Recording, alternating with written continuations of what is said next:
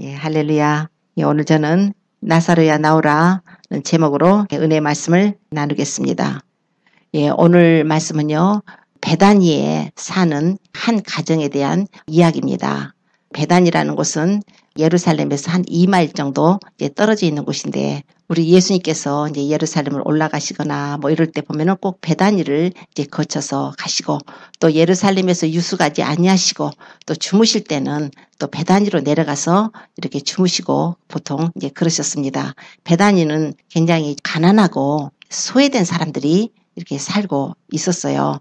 이제 성경을 읽다 보면은 베다니로 예수님께서 이제 가실 때에 한 여자가 나와가지고 예수님을 자기 집으로 영접하더라, 이런 내용도 있어요. 그 여자가 누군가? 바로 오늘 이 베다니 한 가정의 마르다가 예수님이 그쪽에 오시면은 자기 집으로 영접했다는 것입니다. 그런데 그 가정에 이제 마르다가 있고 마리아가 있고 또 오빠 나사로가 있어요. 그래서 이 삼남매를 굉장히 주님이 사랑하셨다고 성경이 기록을 하고 있습니다. 그런데 어느 날 이 나사로가 병이 들었어요. 그런데 예수님께서는 마치 그때 예루살렘에 계셨을 때에 그 유대인들이 예수님이 그리스도냐고 묻고 막 이러면서 예수님이 아버지와 나는 하나라 이러시면서 예수님께서 이제 말씀을 전하니까 돌로 쳐서 예수님을 죽이려고 했기 때문에 예수님은 그 유대인의 핍박을 피해서 베레아라는 곳으로 예수님이 가셨을 때 일입니다. 그런데 나사로가 병이 들어가지고 이제 사람을 보냅니다. 베레아로 이제 사람을 보내요. 주여 보시옵소서, 주님이 사랑하는 자가 병들었습니다.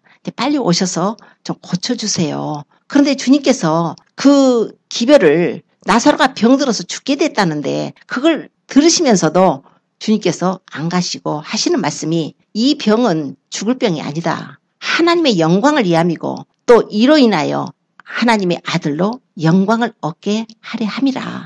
이렇게 말씀을 하시더니 안 가셔요. 안 가시고 이틀간을 오히려 그 계시던 곳에 계시다가, 그러고 나서 이틀이 지난 후에 제자들에게 우리가 유대로 다시 올라가자. 그러니까 제자들이 주님 방금도요 거기 있을 때 유대인들이 주님을 돌로 치려고 했는데 거길 또 가시렵니까? 예수님께서 우리 친구 나사로가 잠이 들었다. 그래서 내가 깨우러 간다. 그러니까 제자들도 이 나사로가 병든 거 알잖아요. 아, 주님, 나사로가 이제 잠들었으면 이제 낫겠네요. 그러니까 그들은 주님이 말씀하신 뜻을 죽었다는 걸 모르고 이제 그렇게 말했을 때 예수님께서 나사로가 죽었느니라. 그런데 내가 거기 있지 아니한 것을 내가 기뻐한다. 이는 너희로 믿게 하려 함이라고 이렇게 말씀을 하십니다. 그러니까 이제 우리가 유대로 올라가자. 그래서 도마가 우리도 주님하고 같이 죽으러 가자. 이제 도마가 또 그래요. 그래가지고 이제 나사로가 죽었다는 이제 소식을 듣고 이제 예수님과 그의 제자들이 올라갑니다. 그래서 베다니로 이제 가는 거예요. 베다니로 가니까 지금 그 마르다 지금 얼마나 슬퍼요. 그래서 많은 유대인들이 지금 거기 위로하러 왔는데 예수님이 오신다는 소식을 듣고 마르다가 예수님을 맞으러 뛰어가서 예수님 앞에 나와가지고 그냥 울면서 주께서 여기 계셨더라면 내 오라비가 죽지 아니하였겠나이다. 주님이 너무 마음이 아프신 거죠. 그런데 마르다가 또 이렇게 말해요. 그러나 이제라도 주께서 무엇이든지 하나님께 구하면은 하나님께서 주실 것을 아나이다. 이런단 말이에요. 굉장한 믿음을 보이는 거예요. 지금 나사로가 죽은 지 4일이나 됐습니다. 그런데 마르다가 예수님 앞에 나와서 주님께서 여기 계셨더라면 우리 오라버니가 죽지 않았을 텐데 지금 죽어서 4일이나 됐지만 이제라도 주님께서 하나님께 기도하시면 하나님께서 우리 오라버니를 살려줄 것을 믿는다는 거예요. 마치 백부장의 믿음과 같은 그 믿음을 보이는 거예요. 지금 주님이 얼마나 기쁘셨는지 주님께서 나사로가 살리라 말씀을 주셨어요. 나사로가 살 거래요. 그러다 생각하니까 마르다가 어머 내가 무슨 소리를 했어. 아니 죽은 지 4일이나 돼서 썩어서 냄새가 나는데 내가 주님 앞에 너무 무리한 요구를 했나 봐. 아 주님 그래요. 부활 때는요 다시 살 줄 알아요. 그렇게 얘기를 해요. 그래서 주님께서 답답하신 거예요. 아니 언제는 이제라도 죽었지만은 주님께서 하나님께 기도하면 하나님께서 그 기도를 들으셔서 나사로를 살려줄 것이라고 믿음의 고백을 하던 마르다가 뒤로 한 발짝 물러나서 마지막 부활 때는 다시 살 줄을 압니다. 이러니까 주님께서 마르다의 믿음을 지금 다시 한번 주시는 거예요. 마르다야, 나는 부활이요 생명이니 나를 믿는 자는 죽어도 살겠고 무릇 살아서 나를 믿는 자는 영원히 죽지 아니하리니 네가 이것을 믿느냐? 이렇게 물어요. 믿느냐? 물으신단 말이에요. 그랬을 때 마르다가 예, 그러하외다. 내가 믿습니다 그랬어요. 그러더니 하는 말이 주는 그리스도시요 세상에 오시는 하나님의 아들이신 줄을 내가 믿습니다. 이렇게 고백을 한단 말입니다. 주님께서 얼마나 기쁘셨겠어요. 마르다의 고백이 꼭 베드로 고백 같지 않아요? 사람들이 인자를 누구라고 하느냐 했을 때 사람들은 예레미야나 엘리야나 세례 요한이다 이렇게 얘기를 했지만 베드로가 주는 그리스도시요 살아계신 하나님의 아들이시다 했을 때 그냥 바요나 시몬아 네가 복이 있도다 하고 주님이 기뻐하셨는데 그 고백을 지금 마르다라는 여자가 하고 있는 거예요. 그러니까 주님이 기쁘셔서 가서 마리아를 데려오라. 그래서 이제 마르다가 이제 동생을 데리러 갑니다. 동생한테 가서 선생님이 너를 부르신다. 그러니까 마리아가 이제 와서 또 똑같은 얘기를 해요. 예수님 앞에 주님께서 여기 계셨더라면은 우리 오라버니가 죽지 않았을 것입니다. 그러면서 막 울어요. 근데 주님이 그 모습을 보시고 너무 마음이 그냥 아프셔서 주님이 우셔요. 그를 어디 두었느냐? 이렇게 말씀을 하십니다. 주님께서요, 우리가 이렇게 어려운 일을 당하면 이 모습이 그 마리아 한 가정만의 모습이 아닙니다. 내가 울고 있을 때, 내가 고통을 당할 때 주님이 우신다는 거예요. 우리를 사랑하시는 주님이요. 우리가 어려움을 당하고 고통을 당할 때 주님께서도 함께 마음을 아파하시며 우십니다. 주님은 우리를 사랑하시는 자예요. 우리를 동정하시는 자예요. 우리에게 긍휼을 베푸시는 자비의 하나님이십니다. 그래가지고 마리아한테 그를 어디 두었느냐니까 와서 보십시오. 이러고서는 무덤으로 주님을 모시고 가요. 그랬더니 무덤이 동굴이에요. 돌로 다 막아놓은 거예요. 그래서 그 돌을 갖다가 옮겨 놓으라. 그렇게 하니까 마르다가 또 얘기를 하는 거예요. 주님, 죽은 지 4일이나 됐어요. 썩어서 냄새가 나요. 또 이렇게 말을 해요. 그냥 마르다의 믿음이 그냥 올랐다 내렸다가 또 하는 거예요. 언제는 주님 이제라도 하나님께서 구하는 것을 하나님이 주실 줄 믿나이다 했다가 또 그냥 뒤로 한 발짝 물러나니까 주님께서 또 믿음을 주시라고 나는 부활이요 생명이 나를 믿는 자는 죽어도 살겠고 해가지고 다시 믿음을 주셨는데 이제 또 하는 말이 아이고 주님 죽은 지 4일이나 돼가지고 썩어서 냄새가 나요. 주님께서 또 어떻게 해요? 마르다야 네가 믿으면 하나님의 영광을 보리라 하지 않았느냐 이렇게 말씀을 해요. 자, 우리가요 주님 앞에 이렇게 기도를 드리고 주님 앞에 예배를 드리고 하죠. 우리가 믿을 때에 하나님의 영광이 나타납니다. 우리 주님께서 이렇게 병든 자를 고치시고 귀신도 내어 쫓으시고 주님이 하시는 사역을 이렇게 볼 때 주님께서는 아픈 사람들이 그렇게 많아도 무조건 주님이 막 가셔서 그냥 너도 병 고침 받아라. 너도 병 고침 받아라. 너도 이렇게 되라 하고 주님께서 안 하셨어요. 주님께서는 긍휼을 가지시고 그들을 보시지만 그들이 와야 돼요.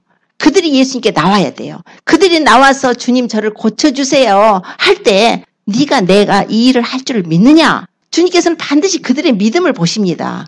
믿음을 보시고 그들이 믿음의 고백, 그 믿음을 가지고 주님 앞에 나올 때 하나님의 역사가 일어나는 거예요. 주님께서 마리아의 믿음을 자꾸 보세요. 나사로를 지금 살려주실 텐데 나사로가 살 거라고 하셨는데 자꾸 이 믿음을 주시는 거예요. 마르다야 네가 믿으면 하나님의 영광을 보리라 하지 않더냐.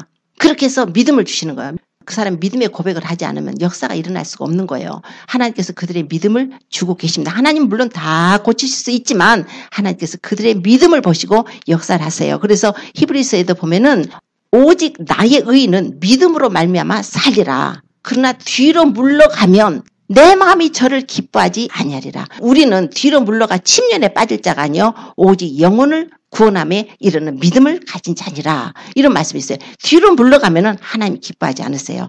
믿음은 우리가 쟁취하는 것입니다. 믿음의 고백을 통해서 하나님 앞에 나와서 주님, 제가 주님께서 이 일에 역사해 주실 걸 믿습니다. 그분을 신뢰하는 거예요. 그분을 사랑하는 거예요. 이런 믿음 안에서 하나님 성령님이 역사하셔서 이런 역사가 이제 일어나는 돼요.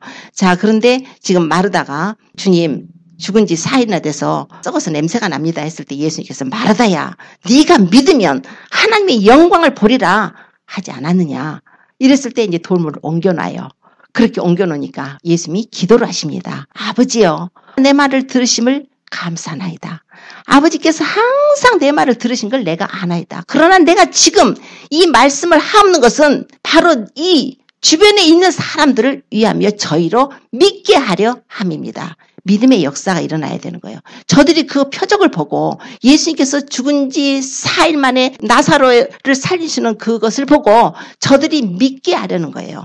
주님의 목적은 우리가 믿음을 갖도록 하기 위한 역사십니다.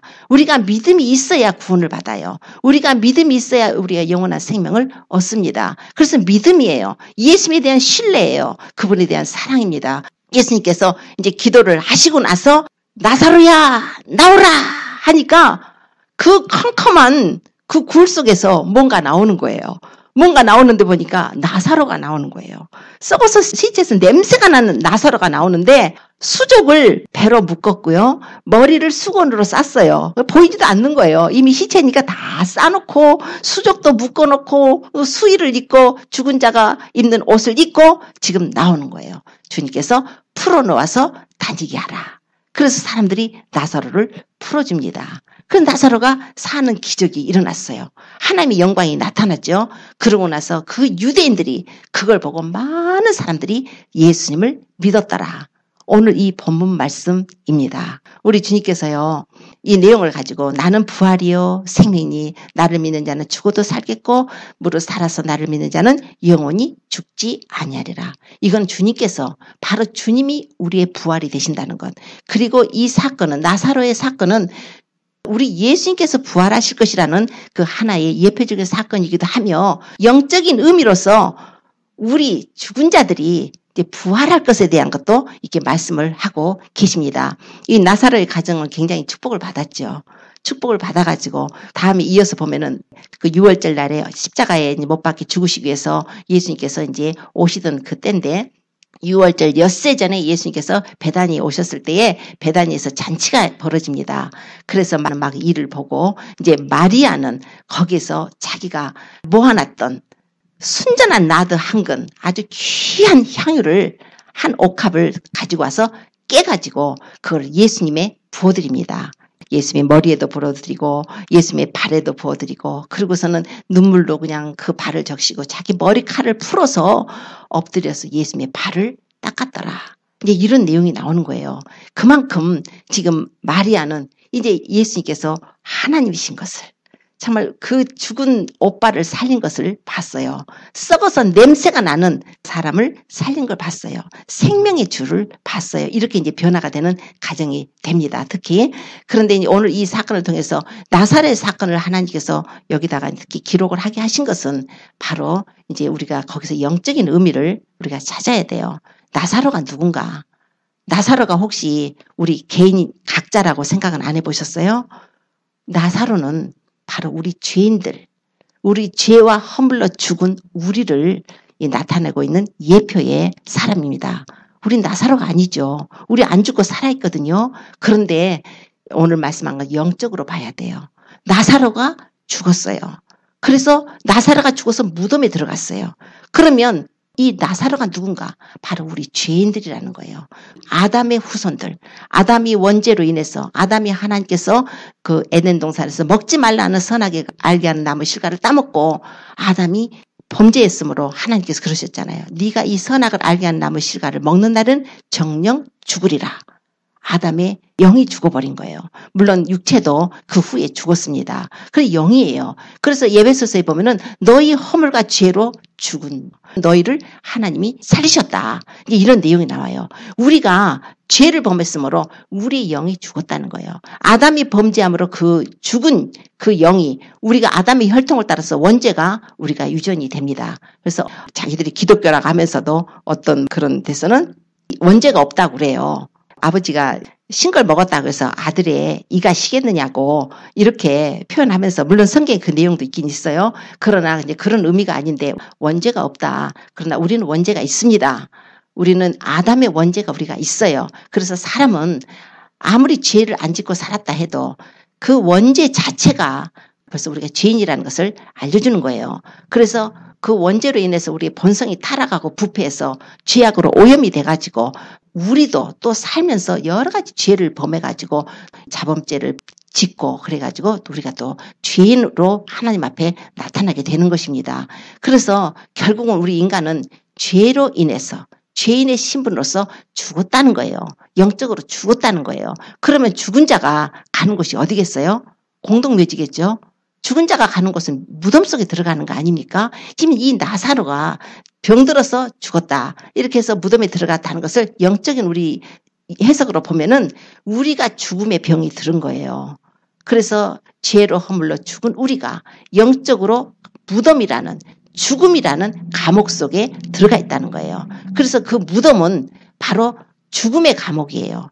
죽은 자가 들어가는 곳입니다. 우리 인류가 그렇다는 거예요. 우리가 다 죄를 범해서 그 죽음이라는 무덤 속에 죽음이라는 감옥 속에 들어가 있는 자라. 그래서 죄의 싹은 사망이라고 이렇게 말씀하지 않습니까? 죄를 범하는 자는 죄의 값은 사망이에요. 그 죄에 대한 형량이 사망인데 사망이라는 건 죽음이죠. 우리가 죄를 범했으면 반드시 죽음의 형벌을 받는 것이에요. 우리가 지금 살아있지만 산 게 아니에요. 우리가 예수님을 안 믿었다면은 예수님을 안 믿고 예수님의 피가 우리에게 뿌려지지 않고 우리가 죄 용서를 못 받았다면은 살아다니는 이 사람들이 예수님을 안 믿는 사람들은 영적으로 죽은 것입니다. 그래서 영적인 감옥에 무덤 속에 갇혀 있는 거예요. 그래서 무덤 속에 갇혀 있는 존재와 같은 우리가 예수님이 오셔서 우리 죄인들의 죄를 담당하시고 십자가에서 우리 죄값을 예수님이 치러주시고 무덤에 들어가셔서 예수님의 피값으로 우리를 전부 죄를 용서해 주시고 죄값을 다 치러주셔서 우리가 예수님이 또 부활하심으로 이제 죄값이 완전히 청산됐고 예수님을 믿고 주님 앞에 나온 자들은 예수님의 피가 뿌려지고 우리가 죄사함을 얻고 구원을 받고 생명을 얻게 되는 것입니다. 그래서 마르다가 와서 마지막 부활 때는 우리가 살 것을 압니다 했을 때 예수님께서 내가 바로 부활이라고 그러셨어요. 우리는 예수 그리스도로 말미암아 부활을 합니다. 예수님을 믿는 자들은 부활을 해요. 예수님을 안 믿는 자들은 어떻게 부활할까요? 예수님을 안 믿는 자들도 부활을 하지만 그들은 심판의 부활로 나오는 거예요. 예수님을 믿는 자는 생명의 부활로 나옵니다. 그래서 선한 일을 행한 자는 생명의 부활이요. 악한 일을 행한 자는 심판의 부활로 나온다는 거예요. 사람은 영원히 멸절되지 않아요. 영원히 삽니다. 우리 영혼이 영원한 거예요. 우리 육신하고 우리 영혼이 결합되어 있는데 우리 육신을 떠나게 되면 우리의 영혼이 하나님 앞에 가야 돼요. 믿는 자건 안 믿는 자건 하나님 앞에 갑니다. 그리스도의 심판대 앞에 서게 됩니다. 그래서 그리스도의 심판대 앞에서 각각 선악간에 우리가 일생 동안 사는 죄에 대해서 심판을 받는 거예요. 우리 이 땅에서 살면서 무슨 죄를 범했다고 해봐요. 그래서 재판이 벌려졌어요. 재판장에 끌려갔어요. 그래서 판사 앞에 섰어요. 그럼 마음이 어떨까요? 어떤 마음이 들까요? 굉장히 마음이 두렵고 떨리겠죠. 죄를 짓는 사람들은 죄를 가지고 우리가 하나님 앞에 가게 된다면 너무나 그 두려운 심판장, 그 공의의 하나님 아버지 앞에서 우리가 두려워서 죽은 자 같이 될 수밖에 없는 거예요. 하나님의 공의의 심판이에요. 하나님은 우리에게서 죄가 이만큼만 조그마한 것만 발견됐어도 남을 미워하는 거 하나만 발견됐어도 죄니까 형제를 미워하는 건 살인죄라고까지 하셨잖아요.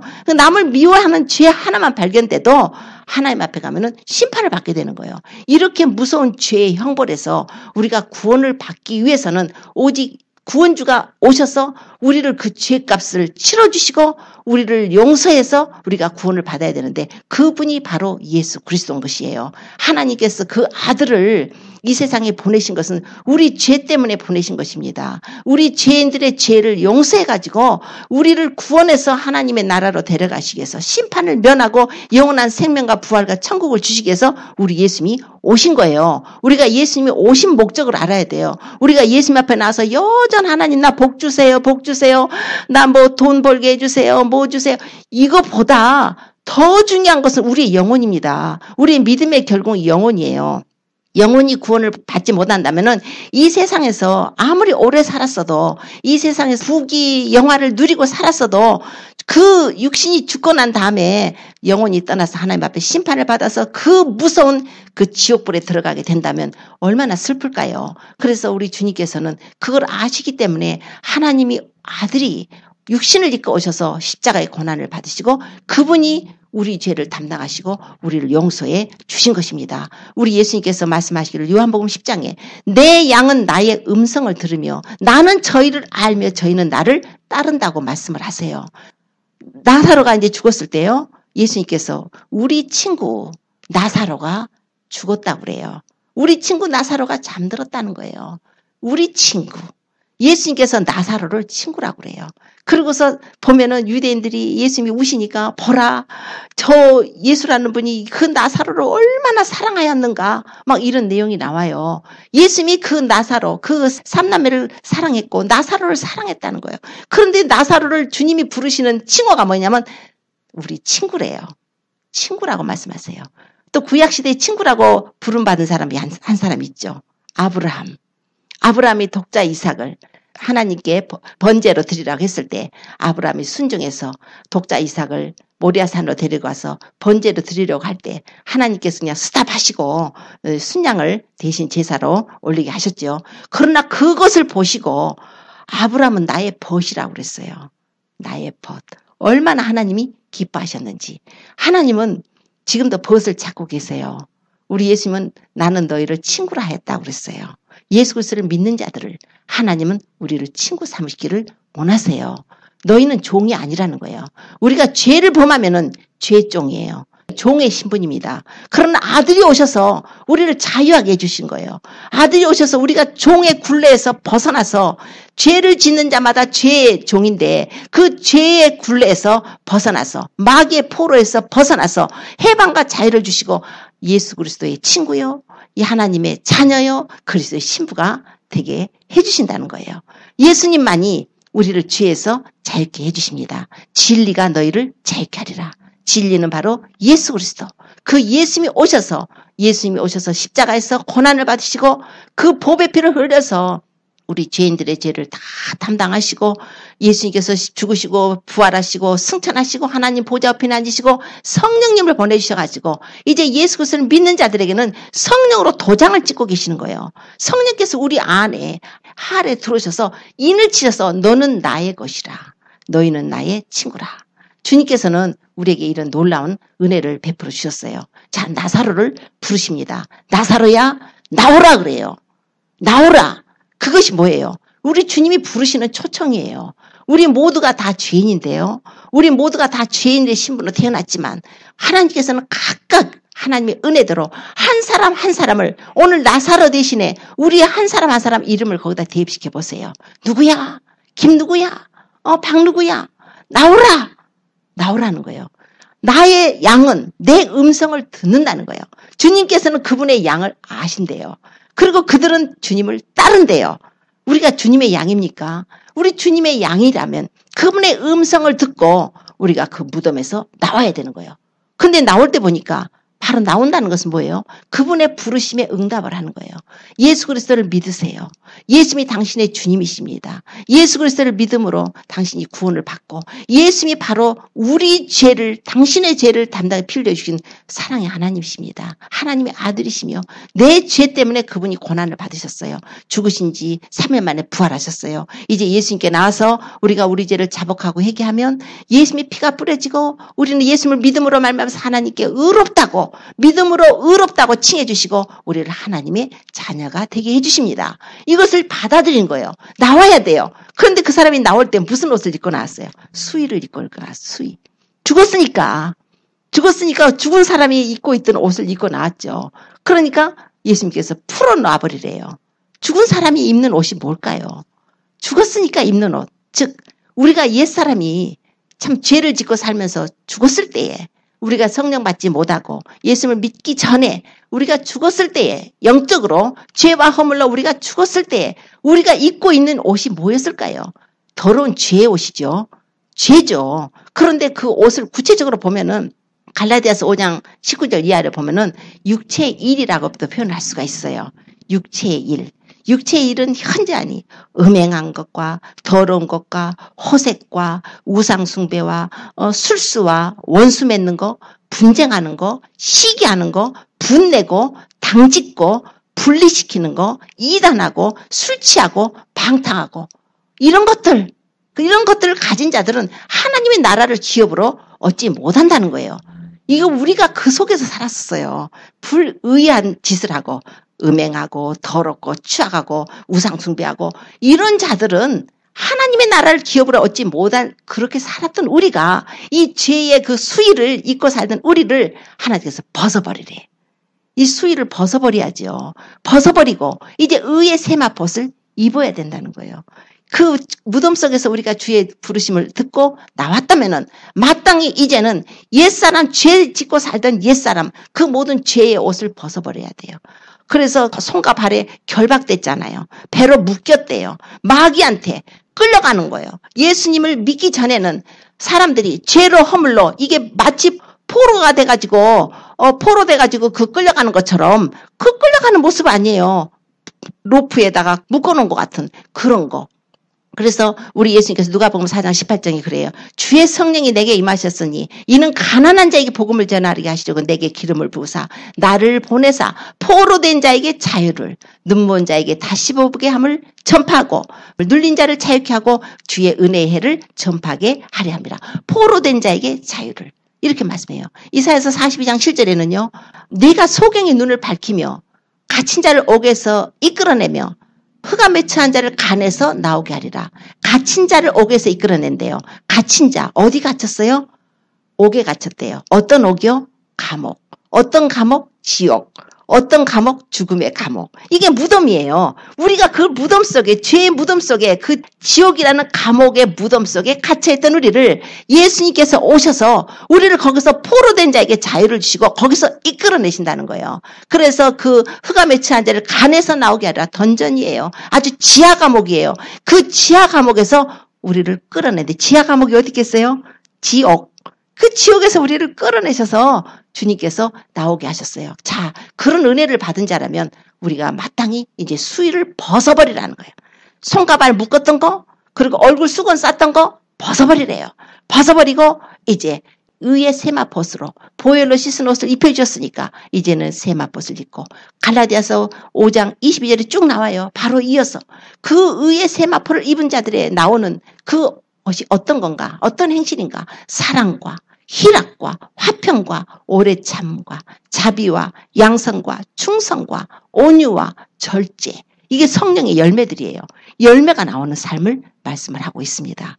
하나님께서는요. 우리가 오늘 이 나사로의 사건을 통해서 우리의 죽어버린 그 행위 옛사람을 벗어버리래요. 오늘 여기서 말씀하신 것은 이 나사로가 수위를 벗었다는 게 중요한 거예요. 우리는 예수님을 믿음으로 구원을 받습니다. 예수님을 믿음으로 구원을 받는데요. 예수님을 믿으면서도 여전히 수위를 잊고 다시 그 무덤 속으로 다시 들어가서 살려고 하는 사람들이 상당히 많아요. 그러나 주님께서 그걸 원치 않으세요. 무덤 밖으로 나오라는 거예요.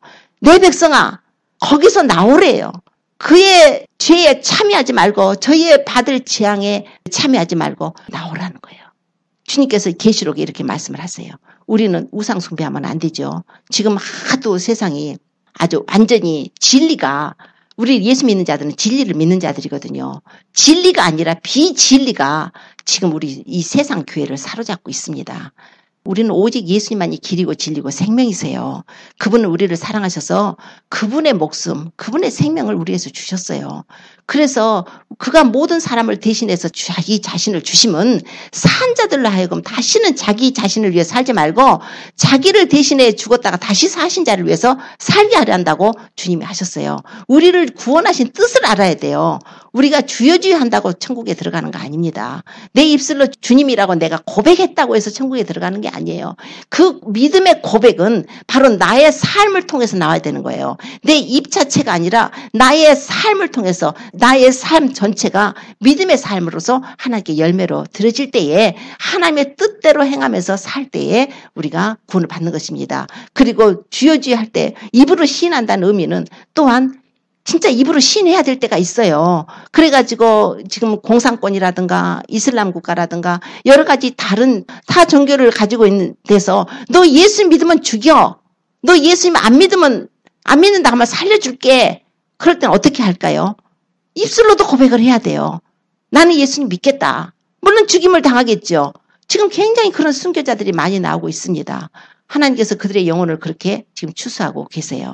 지금 하나님께서는 이게 우리가 마지막 때 살고 있기 때문에 우리가 진리를 붙들어야 돼. 진리가 우리를 자유케 해줍니다. 진리라는 것은 오직 예수님이에요. 예수님만이 우리의 진리가 되세요. 예수님만이 우리의 죄를 용서해 주실 수가 있는 분입니다. 이 세상에 다른 종교로 우리가 구원받지 못해요.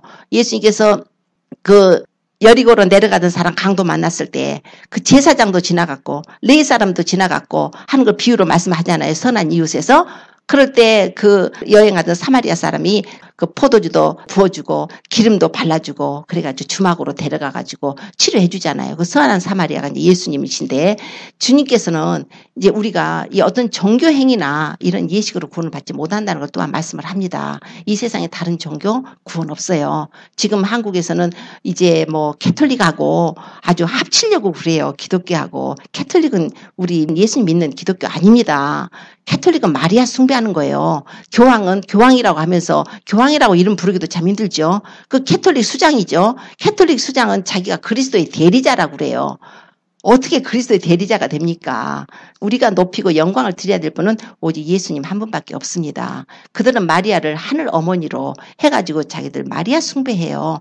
그런데 그런 종교와 우리 교회들이 합치려고 한다는 건 있을 수 없는 일이 지금 벌어지고 있는데 많은 분들이 많은 교회, 교단 이렇게 해서 거기에 합류를 하고 있습니다. 그래서 우리가 마지막 때는 이제 각자 믿음을 지켜야 될 것 같아요. 각자입니다. 그래서 어느 교단을 따라가지 말고 교회를 따라가지 말고 예수님을 따라가세요. 진리를 붙드세요. 예수님만이 길이에요. 예수님만 길이고 다른 것 숭배하면은 우상 숭배가 됩니다.